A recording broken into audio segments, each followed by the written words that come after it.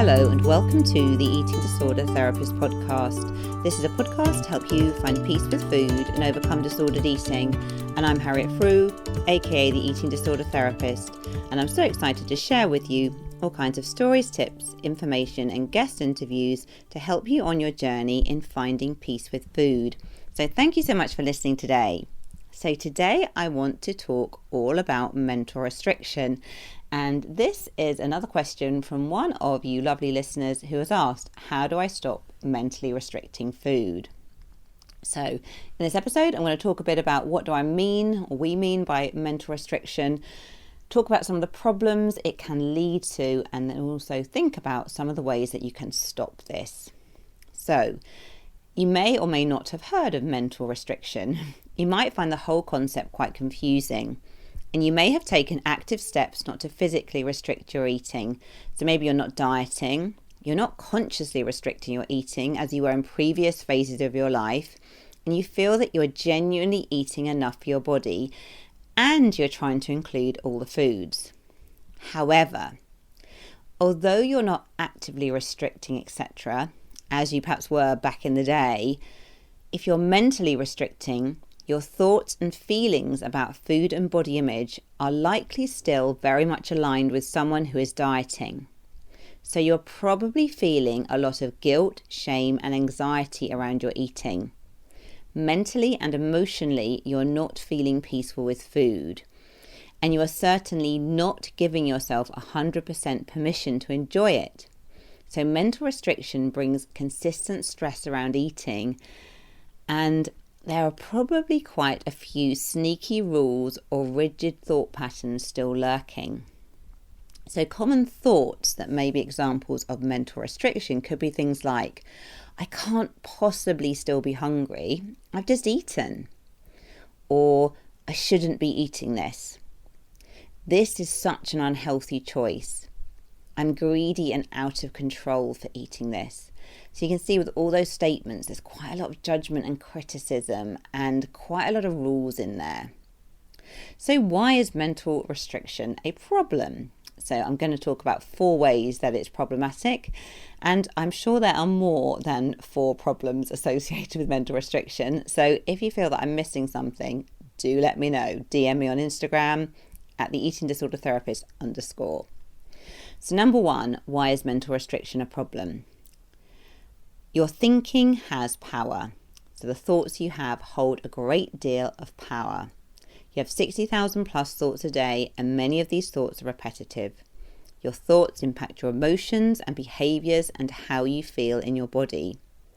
And some thoughts have a strong emotional impact, and particularly if they have a negative impact, in cognitive behaviour therapy, we often refer to them as hot thoughts or negative automatic thoughts.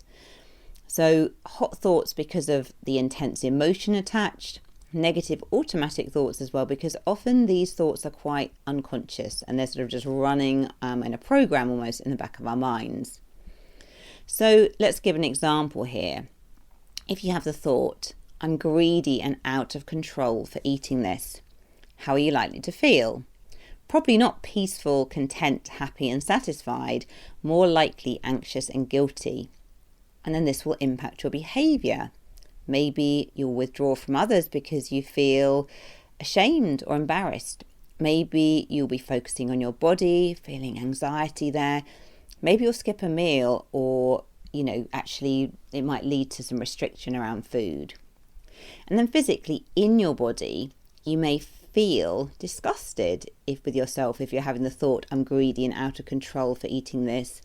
This might result in kind of skin crawling type feeling, anxiety in your tummy, because you're ladening on that shame and self-criticism. And you're likely then to have more negative thoughts, and it's like a perpetuating cycle. So no amount of food challenges or eating whatever you want will lead to full recovery if on a mental level nothing changes. Because it's the way that you think about food, your body, yourself, the thoughts, the underlying beliefs. Your mindset is really the thing that's fueling everything. So although doing a different action, such as introducing an old forbidden food, is a massively helpful recovery step, You really do need to work on the psychological side too.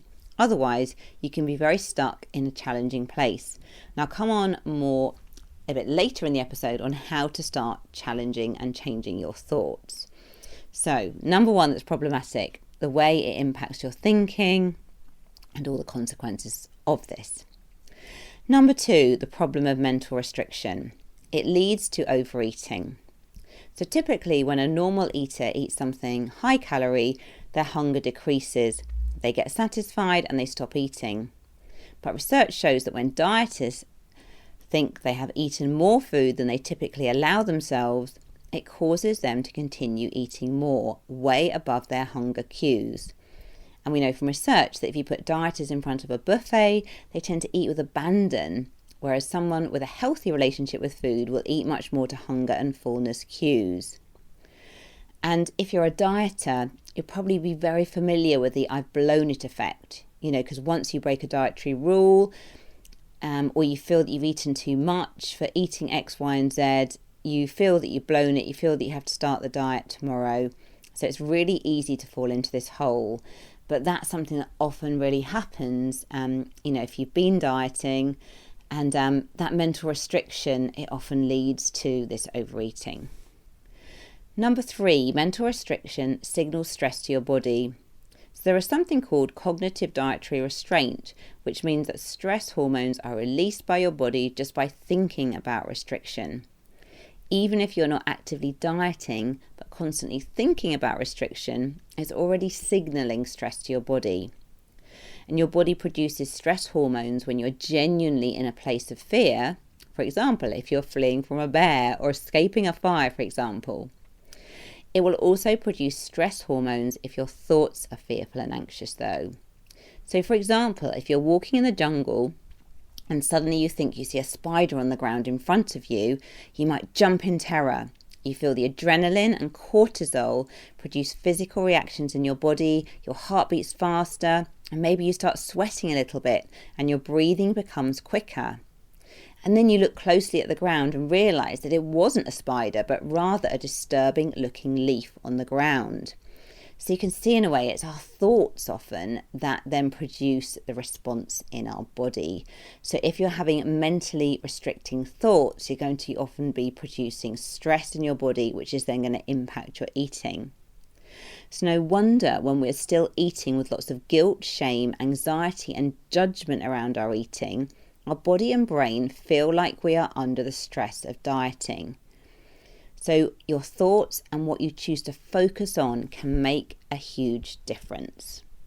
Number 4, critiquing and obsessing over your body adds fuel to the fire of mental restriction.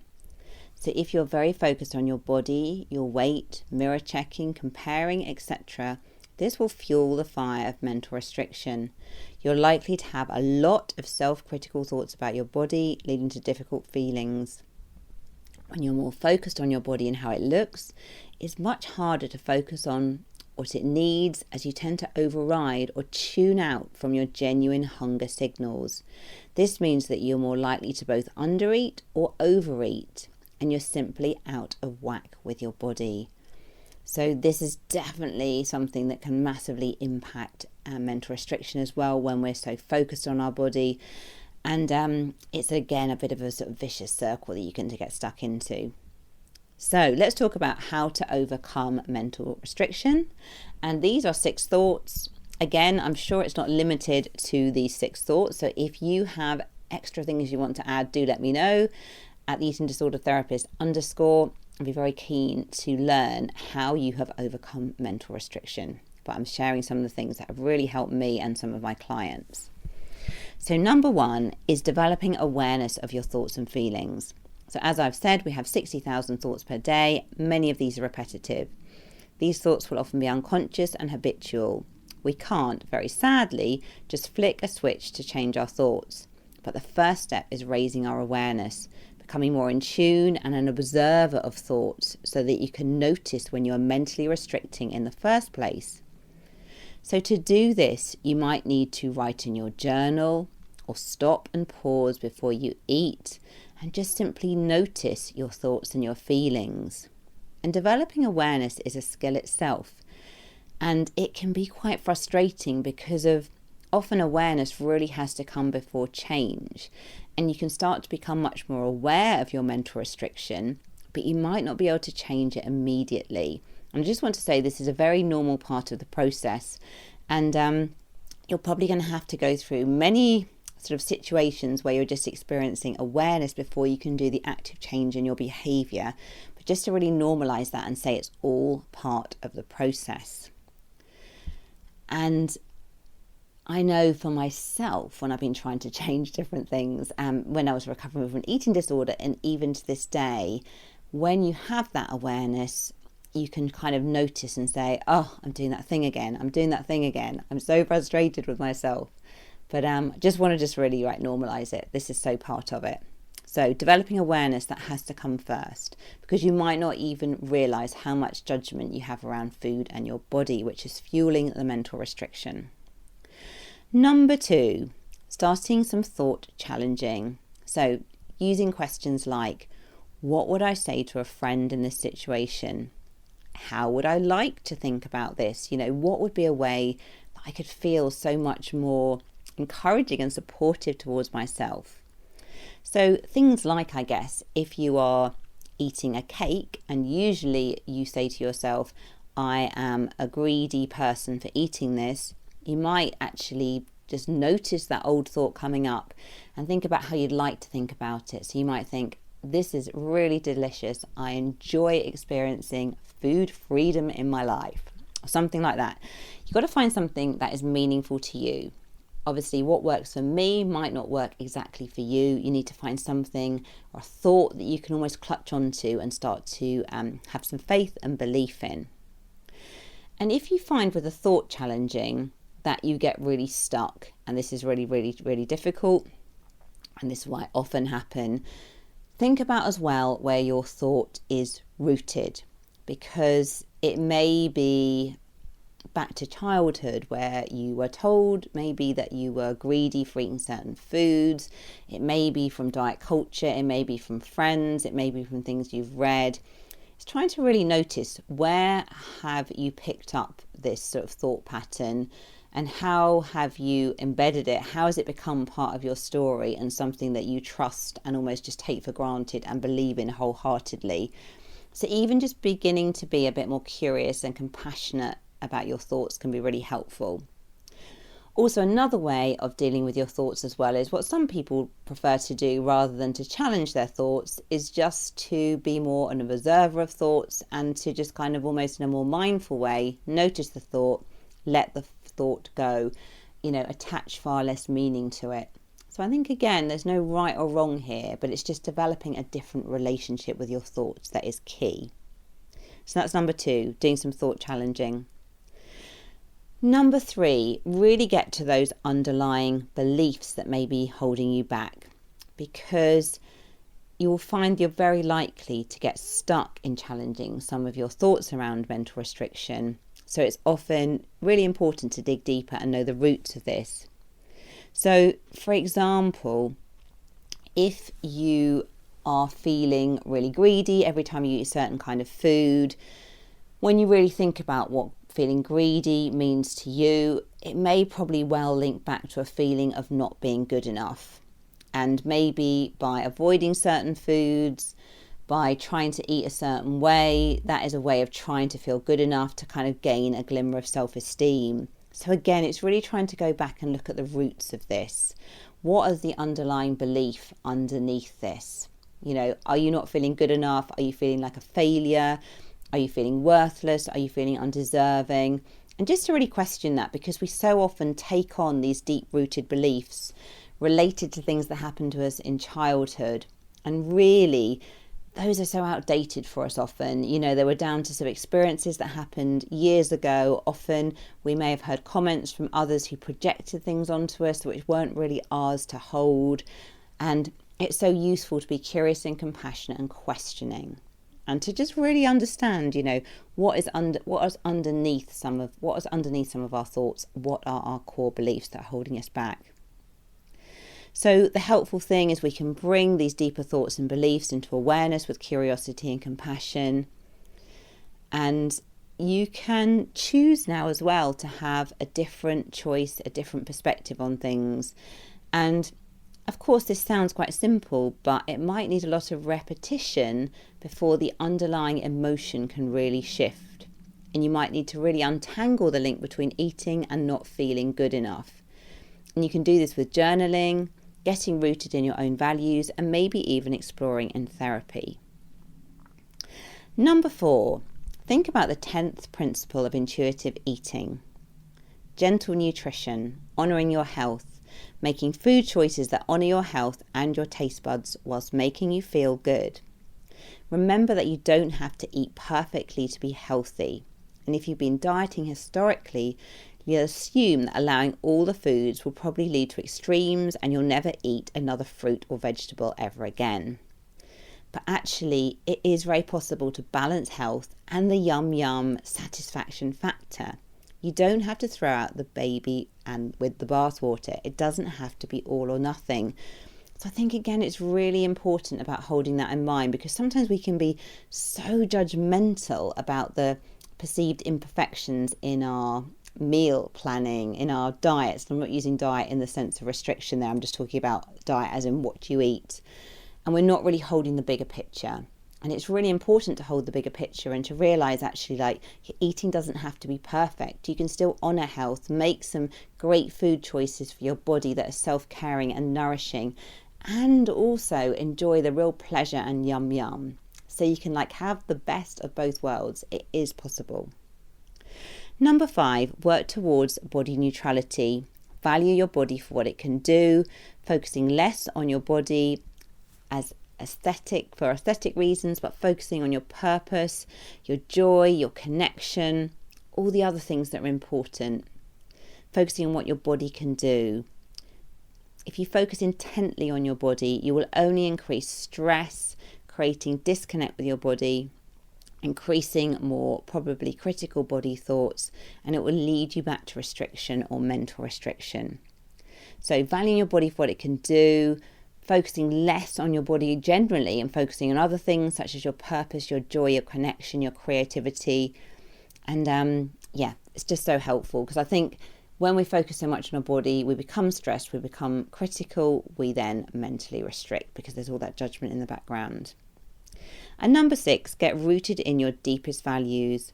Associate eating a cake with freedom, spontaneity, joy, socialising, connection, whatever is important to you. And this will absolutely support you to stay aligned with an all foods fit and abundance mentality, and not to get so tied up in knots with judgment around food choices. So I know this definitely really helps for me. If I'm enjoying food generally, whatever that might be, I just experience a lot of freedom and spontaneity, adventure, enjoyment, pleasure in all of that. And it really makes me feel like I'm leading my best life, which is so important.